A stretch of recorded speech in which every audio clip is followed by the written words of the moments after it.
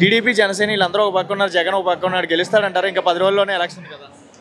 జగన్ గెలుస్తారమ్మా. జగన్ గెలుస్తారమ్మా. ఎందుకు గెలిపించుకుందాం అనుకుంటున్నారా? మాకు అన్ని హక్కులన్నీ మాకు ఇచ్చారు, మాకు ఇల్లు ఇచ్చారు, మళ్ళీ పిల్లలకి చదువులు అన్ని బాగా చదివిస్తున్నారు, అన్ని చేస్తున్నారు, అంత బాగుంది జగన్ వచ్చి. మరి విశాఖ పార్లమెంట్ సభ్యురాలు ఎంపీగా బొత్స ఝాన్సీ గారు పోటీ చేస్తున్నాడు, టీడీపీ నుంచి భరత్ పోటీ చేస్తున్నాడు, తెలుగుదేశం పార్టీ నుంచి భరత్. వీళ్ళిద్దరు ఎవరు రావాలనుకుంటున్నారు? జగన్ రావాలి. మరి బొత్స ఝాన్సీ గారు రావాలనుకున్నారా, భరత్ రావాలనుకున్నారా? ఎంపీగా బొత్స ఝాన్సీకి తెలుసమ్మా బొత్స ఝాన్సీ గారు? తెలుసు బాగా చేస్తారు. బాగా చేస్తారు. మళ్ళీ గెలిపించుకుంటారు బొత్స ఝాన్సీ? గెలిపించుకుంటారు. అంటే ఆమె విజయనగరంలో చేసింది కదా, మరి వైజాగ్ లో చేస్తుంది కదా, మీ ప్రజలు ఓట్లు వేస్తారంటారా? వేస్తారు ఓట్లు వేస్తారు. అన్ని చేస్తుంది కదా, కొన్ని పనులన్నీ ఆవిడ చేస్తుంది. చూసారా వ్యక్తిగతంగా ఎలా ఉంటారు? మనుషులతో బాగానే బాగుంది. మరి చంద్రబాబు నాయుడు జగన్ ఇంటికి పంపించేస్తాను అంటున్నాడు కదా. అలాగే ఎలాగవుతుంది? అతను చేసింది ఏమి లేదు కదా.